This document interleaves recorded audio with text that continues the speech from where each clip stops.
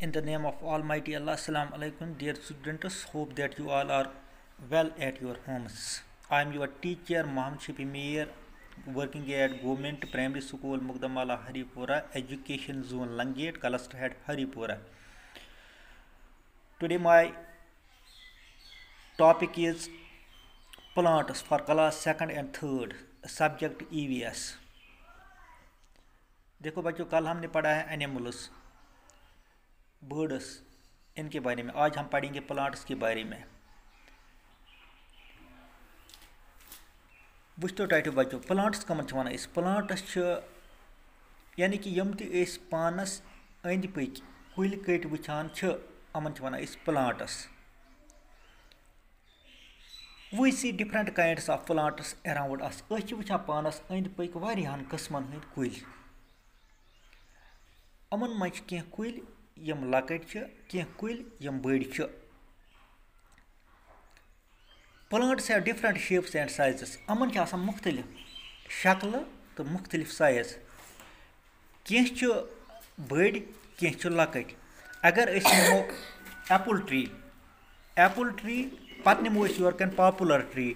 तुम वुचतो Apple tree कोता लकुट तो पॉपुलर ट्री कोता बोड़। एप्पल ट्री शक्ल वुचतो तुम, पॉपुलर ट्री शक्ल वुचतो तो शक्ल तम रलान कह, साइज तम रलान कहें। Some plants are big and some are small. कह प्लांट तम यम वारिया बड़, कह प्लांट तम यम वारिया लकट। कह प्लांट तम यम अस मेव दिवान, कह प्लांट तम यमन मेव दिवान कह। टाइप्स ऑफ प्लांट्स वुच अमन कस किस्म कत्या किस्म।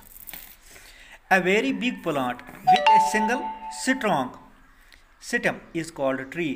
So कूल युस वारिया बोड़ कूल आइस तथ आइस मजबूत strong stem यानी कि गोड आइस वारिया मजबूत तथ इस वना ट्री।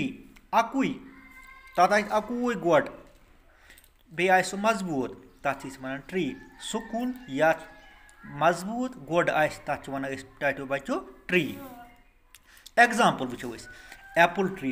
एप्पल ट्री सारे वुचमुत अंबर कुज तुम वुचतो हेको यह आसानी सान बड़ अंबर कुज यह हेको आसानी सान पत्थर दि दरित कह। अख नफर हेक पत्थर दि दरित कह। नीतो तुम चिनार ट्री वुचतो तो बोई कुल। अगर बोई कुलिस 10 नफर ते दक दिन सह पे वसित कह, क्योंकि तथ स्ट्रांग स्टेम। एप्पल ट्रीस तक स्ट्रांग स्टेम। नीतोन पॉपुलर ट्री फ्रस।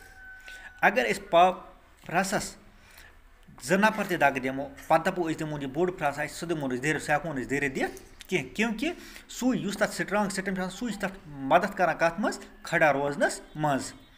या पीच ट्री, एर कुल, चेरी ट्री, गिलास कुल, mango tree, banana tree, willow tree, peach tree, cherry tree.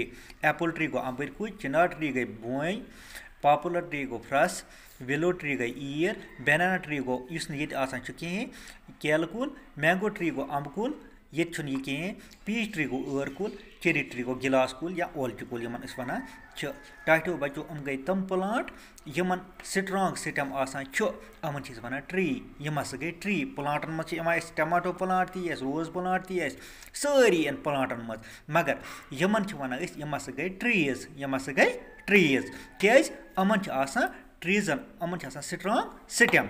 टाइटो बच्चो सुबह परो अमिक बाकी टाइप्स। आज गो युत अम अलावा परो इंशाल्लाह सुबह। शुक्रिया।